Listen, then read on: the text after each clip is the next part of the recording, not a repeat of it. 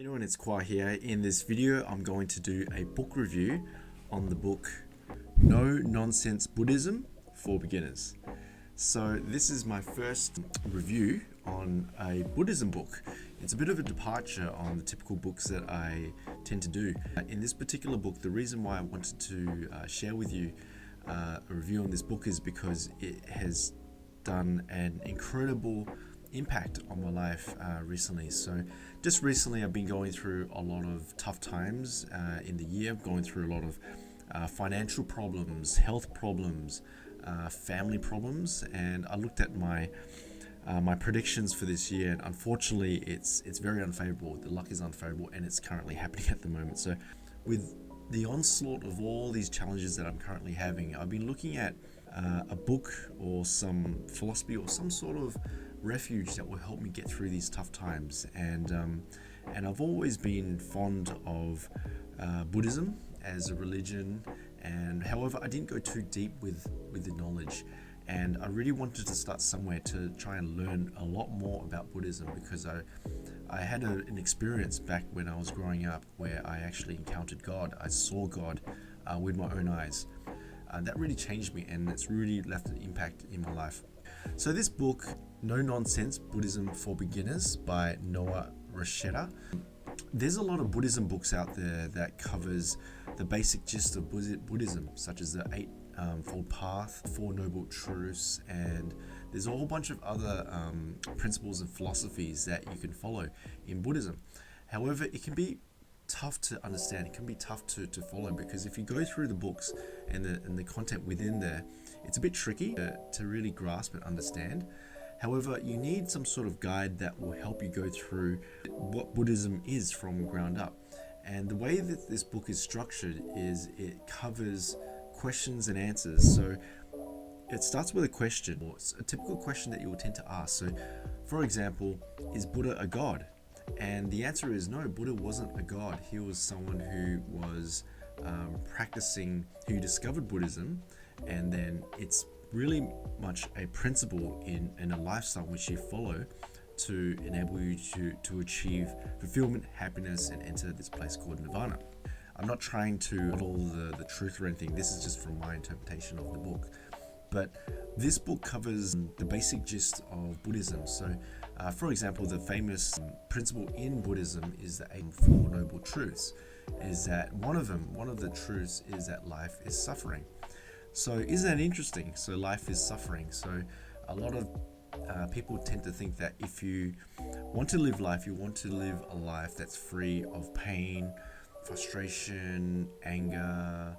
But by observation of life is that life has to provide suffering. Life is really suffering. If you're healthy, you're going to get sick.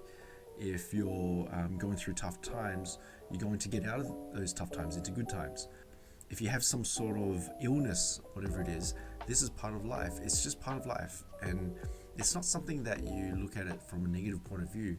It's really coming to the real realization that this is life. If you're going through pain at the moment, if you're going through an illness at the moment, understand that this is life. This is pain, and life really is suffering, okay? And then the next noble truth is that there is a cessation of this suffering. So you have to understand that, yes, life does contain pain and suffering, but it also contains happiness and joy. And you don't want to lose sight that life does contain pain and suffering, but also focus on the joys of life, the happiness of life. And that's a really beautiful way on looking at life, is that you're looking at from the right view, which is part of the Eightfold Path, which shows you the principles in which you can walk to live a more harmonious life, one of which is having the right view. And having the right view is just having the right perspective on life. It's not based on perception. It's not based on what you think life should be, or what people should do, or whatever it is. It's looking at life from what is true and from a non-judgmental way. So I think that that's a really powerful thing just to keep in mind as well. So this video is not about converting you to become a Buddhist or anything like that. I'm not doing that for that. but I just really wanted to share with you just some of the just amazing things that I'm learning in Buddhism, and it's really helped my life. It's really saved my life, my sanity as well. But I've just started reading a lot about Buddhism lately. Every night, at the end of the day, I like to relax. I light up the incense sticks and I drink some tea, and I just start reading about Buddhism. And I just feel incredibly at ease, very soothed, very relaxed, and it really changes your lifestyle, changes your way you think, changes the way you approach things, and just makes you a more calmer and a self-loving person. So the nonsense Buddhism for beginners, obviously it's targeted towards people who are beginners. So if you're a beginner who don't know anything about Buddhism, I highly recommend for you to check out this book, because this book will really cover the general overview of Buddhism through questions and answers. And there's a lot of questions that you might already have about Buddhism. For example, was Buddha a god? Do you need to believe in this religion to be a Buddhist? There is this conception that Buddhism could be negative because you're looking at life as suffering. So it's all about like debunking these myths that a lot of people tend to think. And another one is breaks this down into easy to understand answers. A great starting point for Buddhism, understanding Buddhism, how to live a more fulfilling life, how to just be more calm, at peace with life, manage your emotions, anger, understanding impermanence, how nothing in life is permanent. That was what really did it for me as well. And there's a few really great anecdotes, which is, for example, thinking about the past, thinking about the future. When you think a lot, that tends to hurt you. There was a king that ordered this person who committed a crime to be impaled 100 knives, but this person didn't die. And then the king ordered this person to be impaled again by 100 knives. This person didn't die.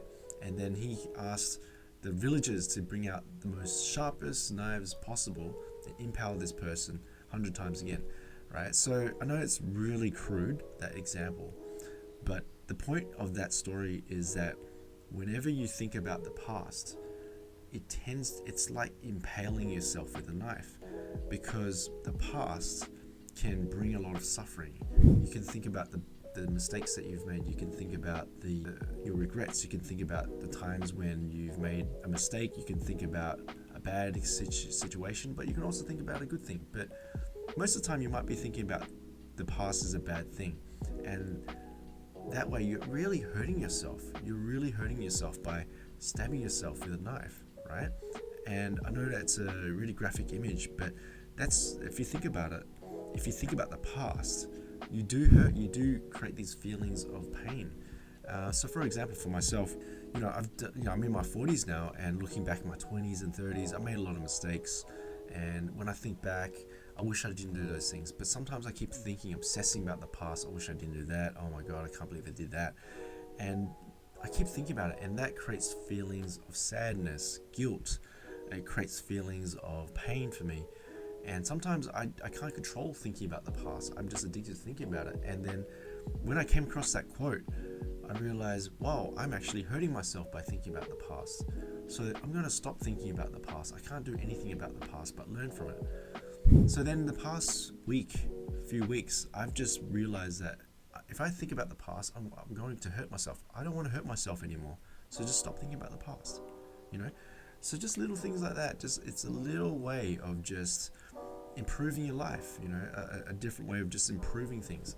And Buddhism to me it's just an incredible methodology or philosophy or whatever it is that you want to look at, but it's just an incredible framework in which you can apply in your own life that will just create a better life for yourself and for other people. It makes you more compassionate, makes you into a more humble, compassionate person. You realize that people are just people, and you become more compassionate towards other people. And I think that Buddhism for me is a really great philosophy to employ in your life. So it can be really tricky to understand, but start off with the beginner's book. So this book just covers a really great overview of Buddhism, what it's all about, and then from that point you can always go to another book, and then you can expand your knowledge there. I recommend just take your time going through the book. Don't rush it. keep an open mind, and you'll be fascinated about the stuff that you learn inside Buddhism. So I hope you like this book review. It's a really great book, very easy to understand, very clean in terms of the terminology. There's a lot of different examples that you can remember that's been shared in the book, but yeah, highly recommend this book. Go check it out. It's on Amazon. It's by Noah Rasheta, and it's one of the top Buddhism books out there on the market at the moment. So anyway, if you like this book review, please hit that like button. Also subscribe to my channel for more book reviews like this, and I will see you guys in the next one. Cheers.